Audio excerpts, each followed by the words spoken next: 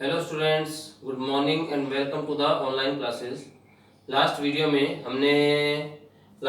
हमने स्कैटरिंग को कंसल्ट किया था और स्कैटरिंग पे बेस्ड कुछ जनरल जो फिनोमिना थे, इवेंट्स थे, उनको स्टडी किया था। जैसे ब्लू कलर ऑफ स्काई, इसको आपने स्टडी किया था और इसमें हमने बोला था कि जो रेड कलर होता है इसकी वेवलेंथ मैक्सिमम होती है। तो वेवलेंथ मैक्सिमम होने के कारण से इसका जो रिफ्लेक्शन है वो मिनिमम होता है, ठीक है ना। ये क्या बोलते हैं, स्कैटरिंग मिनिमम होती है।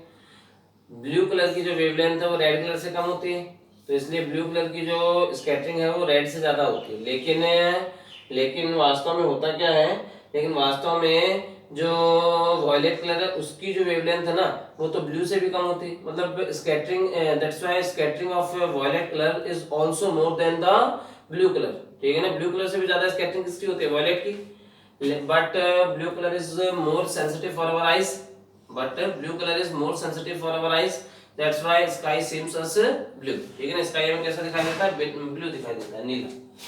एक आपने देखा था white colour of sky, white colour of clouds, तो उसमें आपने बोला था if scattering happens due to a larger atmospherical surface then scattering of all the colors is almost same, that's why clouds seems as white, ठीक है ना। इसलिए हमें वो सफेद दिखाई देते हैं क्योंकि सारे कलर्स की स्कैटरिंग से लगभग सेम होती है, एक ही जगह पे इमेज क्रिएट होती है तो व्हाइट कलर के दिखते हैं। इसके अलावा आपने बोला था the reddish colour of sun during sunrise and sunset, sunset और सनराइज के टाइम पे रेडिश कलर लाल दिखाई देता है, ब्लड रेड दिखता है आपको, क्यों? तो इसका रीजन क्या बोला था आपने, इसका रीजन आपने बोला कि इसमें आपने बोला था कि when the light coming from sun has to travel larger distance, when the light coming from sun has to travel larger distance, then when the light coming from sun has to travel larger distance then minimum scattered part seems to us, ठीक है ना। जब सन से आने वाली जो light है उसको बहुत ज़्यादा डिस्टेंस ट्रेवल करनी पड़ती है तो उस कंडीशन में मिनिमम स्कैटर्ड कलर जो होता है वो दिखाई देता है, ठीक है ना। When light coming from sun has to travel larger distance then minimum scattered color seems to us, ठीक है। and the wavelength of red color is maximum due to which its scattering is minimum, ठीक है। that's why sun seems at reddish during sunrise and sunset, sunrise और sunset के time पे जो सन है वो कैसा दिखाई देता है, रेडिश दिखाई देता है, ब्लड रेड दिखाई देता है, ठीक है ना, ब्लड रेड दिखाई देता है। और इसके अलावा अगर हम देखें तो यहाँ से अगर हम देखें तो देखिए इसमें आपने बोला था डेंजरस सिंबल जो होता है वो रेड कलर का बनाया जाता है, क्यों? डेंजरस सिंबल जो है वो रेड कलर का बनाया जाता है, क्यों? तो डेंजरस सिंबल रेड कलर का क्यों बनता है, क्योंकि वही बात है, रेड कलर की स्कैटरिंग कम होती है तो ये स्प्रेड कम हो पाता है, एक जगह पे रहेगा, ज्यादा दूरी से दिखाई देगा आपको, ठीक है ना, इसलिए रेड कलर का बनाया जाता है, ठीक है। और एक क्वेश्चन और बनता है कि हमें यहाँ पे तो जैसे स्काई जो ब्लू कलर का दिखाई देता है, लेकिन जो एस्ट्रोनॉट्स होते हैं उनको जो स्काई है, स्पेस से जो स्काई है, आसमान जो कैसा दिखाई देता है, ब्लैक, ठीक है। So the sky in space seems as black, why, क्यों दिखाई देता है ब्लैक, काला क्यों दिखाई देता है? Because there is no medium in the space, ठीक है। That's why scattering does not happen, ठीक है, वहां पे स्कैटरिंग नहीं हो पाती, इसलिए जो स्काई है वो हमें कैसा दिखाई देता है, काला दिखाई देता है, ठीक है ना। सो यहाँ पे हम ये बोल सकते हैं कि there is no medium in the space, so scattering does not happen in the space, that's why sky seems as black, ठीक है, due to the absence of medium, ठीक है, due to the absence of medium. अब हमें आगे देखना है, आपने हालांकि ये भी बोला था कि जो स्कैटरिंग है वो दो टाइप की होती है, there are two types of scattering, first is elastic scattering and second is inelastic scattering which is also called Raman's effect, ठीक है। तो इलास्टिक स्कैटरिंग का मतलब क्या होता है हमारे पास में, इलास्टिक स्कैटरिंग का मतलब है कि जो लाइट है, इलास्टिक स्कैटरिंग का मतलब क्या है हमारे पास में, जो लाइट है वो उसमें स्कैटर्ड लाइट की वेवलेंथ और इंसिडेंट लाइट की वेवलेंथ अगर सेम है, if wavelength of scattered light and incident light are same, if wavelength of scattered light and incident light are same then the scattering is called elastic scattering, ठीक है। and if the wavelength of incident light and scattered light are not same then the if the wavelength of incident light and scattered light are not same, then the scattering is called inelastic scattering or Raman's effect. ठीक है, समझ गए आप मेरी बात को? अब हमें स्टडी करना है रेनबो को।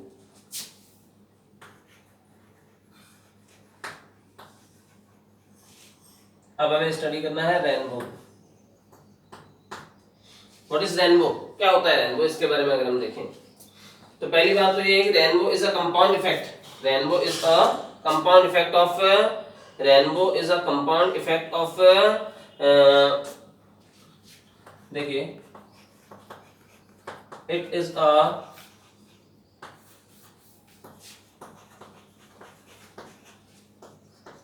compound effect of refraction,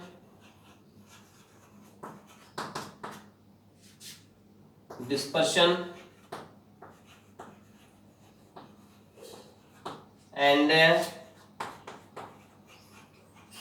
total internal reflection।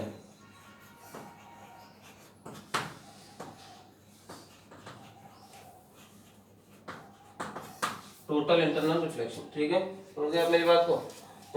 Rainbow जो है इन तीनों के इफेक्ट से बनता है, ठीक है। रेनबो होता क्या है, जब या तो बारिश आ रही है, ठीक है, और या फिर बारिश के बाद में जो आसमान है, स्काई जो है वो क्लियर हो, ठीक है, समझ गए मेरी बात को? तो हमें आसमान में एक स्ट्रक्चर दिखाई देती है लाइक अ बो, लाइक अ बो यानी धनुष के जैसी एक स्ट्रक्चर दिखाई देती है, विच इज कॉल्ड रेनबो, ठीक है ना, विच इज कॉल्ड रेनबो, ठीक है। तो आपने क्या बोला, आपने बोला है कि during the light raining, if there is if the sky is clear after the raining, ठीक है, if sky is clear after the raining मतलब बारिश के बाद में आसमान साफ हो, तो if sky is clear after the raining और it is the condition of light raining, ठीक है ना, या तो बारिश के बाद में आसमान साफ हो या फिर किसकी कंडीशन हो, लाइट रेनिंग की कंडीशन हो, then a structure like a bow, seems us in the sky, which is called rainbow, ठीक है। तो आप इसमें बोल सकते हैं कि if the sky is clear after the rain, or it is the condition of light raining, then a structure like a bow seems us in the sky, which is called rainbow। And rainbow has 7 colors, which is according to Vibgyor, ठीक है ना, और Vibgyor होता है, और जो if the sequence of color in the rainbow is red to violet, ठीक है, if the sequence of colors in rainbow is red to violet, मतलब red जो अपर कलर है, रेड कलर कौन सा है, ऊपर होगा, ठीक है, अपर, और ये लोअर कलर हो गया, ठीक है ना, नीचे कौन सा कलर है, वायलेट कलर, बाकी के जितने भी कलर्स थे वो बीच में आएंगे। तो विबग्योर के सीक्वेंस में आप देख लो, यहाँ पे VIBGYOR, विबग्योर के सीक्वेंस में देख लो, रेड कलर सबसे ऊपर आया है, वायलेट सबसे नीचे आया है, बाकी सारे के सारे इनके बीच में रहेंगे, ठीक है ना। तो if sequence of colours in the rainbow is from red to violet, then it is called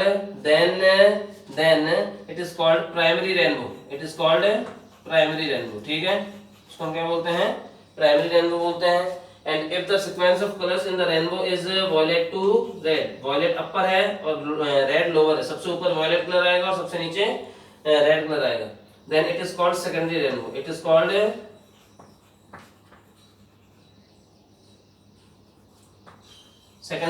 ठीक है ना, it is called secondary rainbow.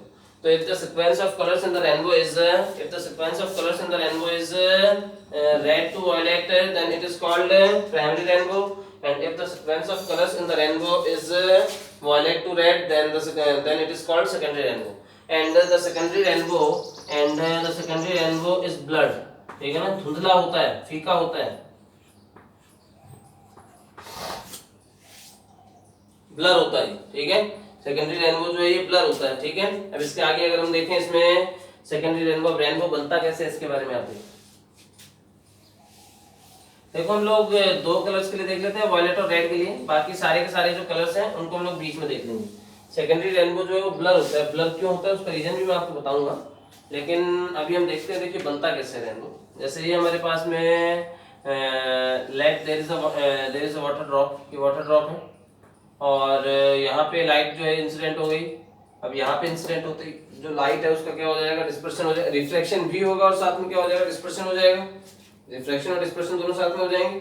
तो यहाँ से आप देखिए डिस्पर्शन होता है तो बाकी सारे कलर्स को हम नहीं देखेंगे, केवल रेड और वॉयलेट को देखते हैं, ठीक है ना। और रेड कलर जो होता है इसमें डिफ्लेक्शन मिनिमम होता है, तो ये जो रेड है इसमें डिफ्लेक्शन तो हो गया मिनिमम, ठीक है, और वॉयलेट में हो गया डिफ्लेक्शन है मैक्सिमम, ठीक है। बाकी कलर्स में जो डिफ्लेक्शन है इनके बीच में रहता है, ठीक है। तो यहाँ से अगर हम देखें, यहाँ से इसका TIR यानी टोटल इंटरनल रिफ्लेक्शन हो जाएगा, और यहाँ से जो वॉयलेट कलर की रे है ये एमर्ज हो जाएगी, ठीक है। यहाँ से वॉयलेट कलर वाली जो रे है ये एमर्ज हो गई, तो ये हमारे पास में कितना एंगल आ गया यहाँ पे, 40 डिग्री के एंगल पे एमर्ज हो गई, ठीक है ना। जो वॉयलेट वाली जो रे है कौन से एंगल पे एमर्ज होती है, 40 डिग्री के एंगल पे एमर्ज हो जाती है। और यहाँ पे रेड कलर इंसिडेंट हो गया और इस प्रकार से यहाँ से एमर्ज हो जाएगा, और ये रेड कलर जो है ये कितने एंगल पे एमर्ज होता है, 42 डिग्री पे एमर्ज होता है, ठीक है। समझ गए आप मेरी बात को, मतलब यहाँ पे देखो आप रिफ्लेक्शन हुआ, यहाँ पे रिफ्लेक्शन हुआ, यहाँ पे TIR टोटल इंटरनल रिफ्लेक्शन हुआ, तो कितने प्रोसेस, कितने साइकिल्स हो गए यहाँ पे, 3 साइक्लिक प्रोसेस है, 3 साइक्लिक प्रोसेस है, ट्राई साइक्लिक प्रोसेस है।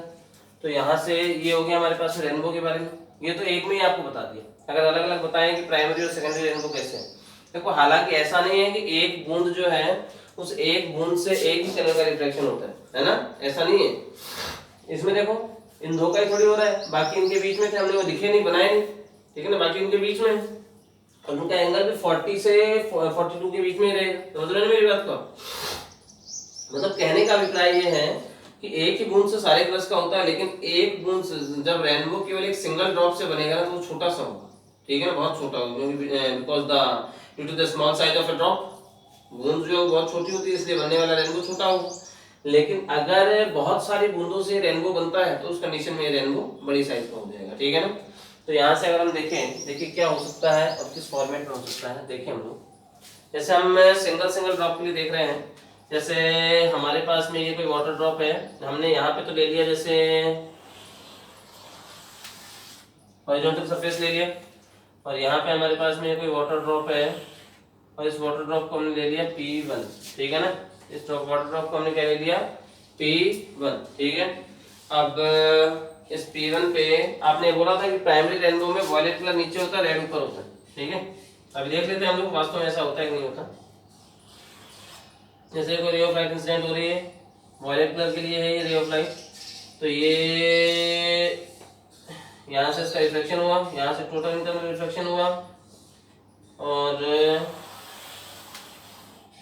ये यहाँ पे आ जाएगी हमारे पास में 40 डिग्री पे आ गई ये रे, और 40 डिग्री पे कौन से कलर की रे आती है, वॉयलेट की, ये वॉयलेट कलर की होगी, ठीक है ना। और ये हमारे पास में हो गया,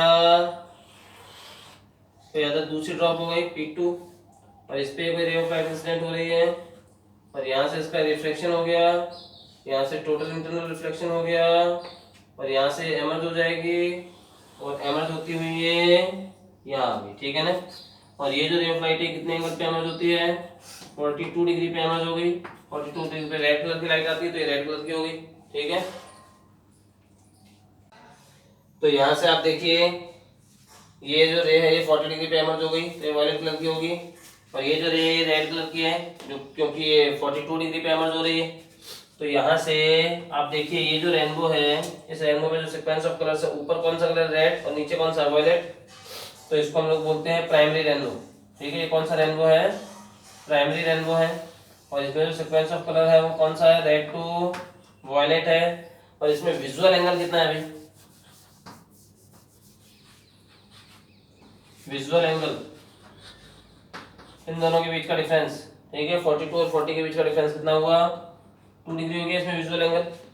अब यहाँ से अगर हम आगे देखें, विजुअल एंगल है 2 डिग्री का। अब आगे देखिए आप, प्राइमरी रेनबो आ गया हमारे पास में, ये इसमें रेड कलर जो सीक्वेंस है वो रेड टू वायलेट है, और विजुअल एंगल इसमें 2 डिग्री का है। ये जो रेनबो है इसमें कितने साइकिल्स हो रहे हैं, कितने प्रोसेस हो रहे हैं, यहाँ पे रिफ्लेक्शन हो रहा है, यहाँ पे टोटल इंटरनल रिफ्लेक्शन हो रहा है, यहाँ पे फिर से रिफ्लेक्शन हो रहा है, 3 ट्राई साइक्लिक प्रोसेस है, ठीक है ना। ये कैसा है, ट्राई साइक्लिक प्रोसेस है, ट्राइसाइक्लिक प्रोसेस है, ठीक है ना। और ये क्लियर होता है, ठीक है, क्लियर होता है, एकदम साफ दिखाई देता है एंड ब्राइट होता है, ठीक है, ब्राइट एंड चमकीला होता है, ठीक है। ये तो हो गया प्राइमरी रेनबो। अब इसी रेनबो में अब देखो आगे देखें, अगर हम इसमें जैसे ये कोई एक और हमारे पास में वाटर ड्रॉप है, और ये जो वाटर ड्रॉप है P3 बोल दिया आपने इसको, और इस पे कोई रे ऑफ लाइट इंसिडेंट हो रही है, और इस रे ऑफ लाइट के लिए यहाँ इसका रिफ्लेक्शन हो गया ऐसे, यहाँ से टोटल इंटरनल रिफ्लेक्शन हो गया इस प्रकार से, यहाँ से फिर इसका टोटल इंटरनल रिफ्लेक्शन हो जाएगा, और अब ये एमर्ज हो जाएगी, ठीक है ना। और ये एमर्ज होती हुई यहाँ पे आ गई, और कितने एंगल पे एमर्ज हुई है, 50 डिग्री पर एमर्ज होगी, ठीक है, कितने पर, 50 डिग्री पर, ठीक है। तो ये जो रे ऑफ लाइट है कैसी है, रेड कलर की है, ठीक है। और यहाँ से अगर हम देखें तो हमारे पास में देखिए कोई वाटर ड्रॉप होगी, जैसे ये हो गया P4 वाटर ड्रॉप को आपने नॉमिनेट किया है, ये हमारे पास में हो जाएगी यहाँ पे रे ऑफ लाइट। तो ये रिफ्लेक्शन हो गया, यहाँ से TIR हो गया, यहाँ से फिर TIR हो जाएगा, और यहाँ से एमर्ज हो जाएगी, और ये एमर्ज होती हुई यहाँ पे आ गई, ठीक है ना। और अभी कितने एंगल पे एमर्ज हुई है, 53 डिग्री पर एमर्ज हुई, ठीक है। और ये जो रे ऑफ लाइट है वायलेट कलर की, तो इसमें देखो सीक्वेंस जो है कलर्स का वो वायलेट टू रेड आ रहा है, ऊपर तो वायलेट कलर है और नीचे रेड कलर है, ठीक है ना। तो इसको हम लोग सेकेंडरी रेनबो बोलते हैं, and it is secondary rainbow, ठीक है, सेकेंडरी रेनबो। तो यहाँ से देखिए ये सेकेंडरी रेनबो हो गया, और इसमें जो सीक्वेंस ऑफ कलर्स है वो वायलेट टू रेड हो गया, वायलेट ऊपर है और रेड कलर नीचे आ गया। इसमें जो विजुअल एंगल है इन एंगल्स का डिफरेंस 53 और 50 का डिफरेंस होगा। इसमें जो विजुअल एंगल है वो हमारे पास में कितना आ जाएगा, वो आ जाएगा 3 डिग्री का। और ये इसमें कितने प्रोसेस हो गए, यहाँ पे रिफ्लेक्शन हुआ, यहाँ पे TIR, यहाँ पे TIR, और यहाँ पे फिर से रिफ्लेक्शन। तो 2 बार तो रिफ्लेक्शन हो गया और 2 टाइम्स इसमें TIR हो गया, मतलब टोटल कितना 4 साइक्लिक प्रोसेस है, ठीक है ना, 4 साइक्लिक प्रोसेस है, ठीक है। तो ये हो गया 4 cyclic process, quad cyclic process भी बोल सकते हैं, ठीक है। और ये अनक्लियर होता है, ब्लर्ड होता है,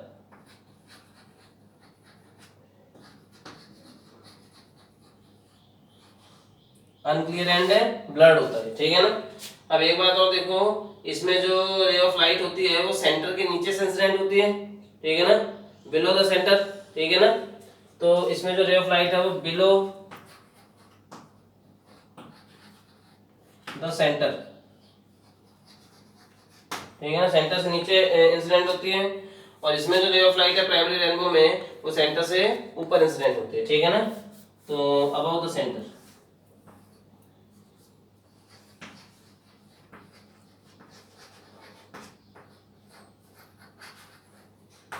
तो ये हो गया हमारे पास में प्राइमरी और सेकेंडरी रेनबो, ठीक है। ये हो गया हमारे पास में प्राइमरी और सेकेंडरी रेनबो का डिस्क्रिप्शन। आपने यहाँ पे बोल दिया था कि प्राइमरी और सेकेंडरी रेनबो जो है, इसमें प्राइमरी और सेकेंडरी रेनबो जो है इसमें आपने क्या बोला, इसमें हमने बोला कि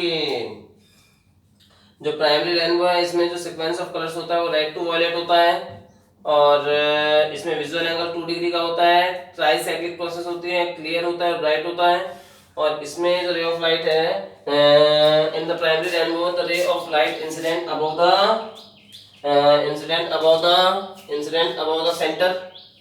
the centre and into the secondary rainbow the sequence of colors is from violet to red, the sequence of colors is from violet to red, and the visual angle in the secondary rainbow is 3 degree, and it is a quad cyclic process or 4 cyclic process, and it is unclear and blurred, and in the secondary rainbow the ray of light incident below the center of drop, ठीक है। Water drop का जो centre होता है उसके नीचे से incident होती है रे ऑफ लाइट, तो सेकेंडरी रेनबो होगा।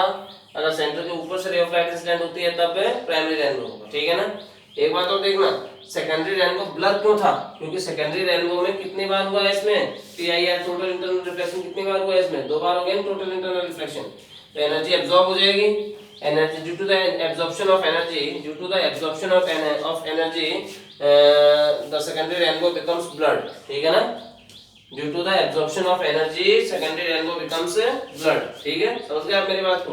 तो अगर आपको डिफरेंस देखना हो प्राइमरी और सेकेंडरी रेनबो में, तो आप डिफरेंस देखिए, जो डायग्राम आपको दिख रहा है उसी के अकॉर्डिंग आप बोल सकते हैं। डिफरेंस क्या बोल सकते हो आप इसमें, आप ये बोल सकते हो प्राइमरी रेनबो के लिए और सेकेंडरी रेनबो के लिए आप एक टेबल बना देंगे इस प्रकार से। इधर जैसे आपने ले लिया प्राइमरी रेनबो और इधर आपने ले लिया जैसे सेकेंडरी रेनबो, ठीक है ना। तो इसमें आप पहले पॉइंट में क्या बोल सकते हैं, प्राइमरी रेनबो में in it the sequence of colours is from red to violet, इसमें जो सीक्वेंस ऑफ कलर्स होता है वो रेड से वायलेट की तरफ होता है। और सेकेंडरी रेनबो में आप क्या लिखेंगे, in it the sequence of colours is from violet to red. Primary rainbow में आप बोल सकते हो in it visual angle is 2 degree, in secondary rainbow में हम लिखेंगे in it visual angle is 3 degree. Primary rainbow में हम लिख सकते हैं it is a tricyclic process, and secondary rainbow में हम लिखेंगे it is a quad cyclic process, means 4 cyclic process. And primary rainbow में हम लिख सकते हैं it is clear and bright, and secondary rainbow में हम लिखेंगे it is unclear and blurred. Primary rainbow में हम बोलेंगे in it the ray of light incident above the center of drop, in it the ray of light incident above the center of drop, drop के centre के ऊपर से incident होती है। और सेकेंडरी रेनबो में आप लिखेंगे in it the ray of light incident below the center of drop, drop के सेंटर के नीचे से इंसिडेंट होती है इसमें, ठीक है ना। समझ गए आप मेरी बात को, ये हो गया हमारे पास में। अब आपको मान लीजिए कंडीशंस और देखनी हो, conditions for formation of a rainbow, ठीक है ना। रेनबो के लिए आपको कंडीशंस देखनी है, ठीक है। तो हम देखें क्या क्या कंडीशंस हो सकते हैं रेनबो के लिए, उसके बारे में हम स्टडी करें। देखिए पहली बात तो ये है कि या तो बारिश के बाद में आसमान साफ हो, जो हमने पीछे बोला था रेनबो के डेफिनेशन के टाइम पे, और या फिर हल्की बारिश आ रही है, मतलब इधर the sky will be clear, ठीक है, इधर द स्काई विल क्लियर और there is the condition of light raining, ठीक है ना, या फिर लाइट रेनिंग की कंडीशन हो, ठीक है। ये तो एक कंडीशन हो गई। दूसरी बात है कि जो सन होता है वो ऑब्जर्वर के पीठ की तरफ होना चाहिए, बैक साइड में होना चाहिए, ठीक है ना। समझ गए मेरी बात को, sun should be behind the observer, ठीक है ना। And there are clouds opposite to sun, ठीक है ना। सन के अपोजिट में क्या होने चाहिए, क्लाउड्स यानी बादल होने चाहिए। जैसे आपके पीछे सन होगा और उसके अपोजिट यानी आपके सामने हो जाएंगे बादल, ठीक है ना। तो आपको क्या दिखाई देगा, रेनबो दिखाई देगा, ठीक है। तो आपने यहाँ पे 2 कंडीशंस बोली हैं अभी तक, या तो if the sky is clear after the raining, ठीक है, और there is condition of light raining. Then दूसरी कंडीशन आपने बोल दी कि the sun should be behind the observer and there are clouds opposite to sun, ठीक है। तो उसके मेरी बात का that's why rainbow cannot form during the noon, afternoon यानी दोपहर के समय में रेनबो नहीं बन सकता, because in this time sun is at the altitude of the observer, हमारे सिर के ऊपर होता है, एकदम एल्टीट्यूड पर होता है वो सन, ठीक है ना। इस कंडीशन में सन जो है वो एल्टीट्यूड यानी कि हमारे सिर के एकदम ऊपर होता है, इसलिए इस कंडीशन में यहाँ पे रेनबो फॉर्म नहीं हो सकता, ठीक है। समझ गए आप मेरी बात को। तो ये हो गया हमारे पास में रेनबो के लिए कंडीशंस। तो रेनबो के लिए आपने कुछ कंडीशंस देखी हैं, और वो कुछ कंडीशंस हमारे पास में क्या हो गई, वो ये हो गई कि जो लाइट है, वो जो आपने पहली कंडीशन बोली, या तो बारिश के बाद में आसमान साफ होना चाहिए, इधर the sky is clear after the raining, और it is the condition of light raining, ठीक है ना, लाइट रेनिंग की कंडीशन हो। सेकंड कंडीशन में बोला sun should be behind the observer and there are clouds opposite to sun, ठीक है। और इसके अलावा आपने बोला सन के अपोजिट में क्लाउड्स होने चाहिए, और इसके अलावा आपने बोला that's why rainbow can not form during the afternoon because in this time rainbow sun is on the altitude of the observer, ठीक है, ऑब्जर्वर के एल्टीट्यूड पर होता है सन, ठीक है। तो ये था फॉर्मेशन ऑफ रेनबो, और रेनबो का पूरा डिस्क्रिप्शन था कि इसमें कैसे क्या होता है। हालांकि प्राइमरी रेनबो और सेकेंडरी रेनबो दो ही नहीं, 7 रेनबो तक, 7 रेनबो तक बन सकते हैं एक टाइम में, एट अ टाइम, ठीक है ना। हिल स्टेशंस पे होता है ऐसा, यहाँ पे नहीं हो सकता। तो उसके बारे में हम आगे चर्चा करेंगे। आज के लिए इतना ही, थैंक यू।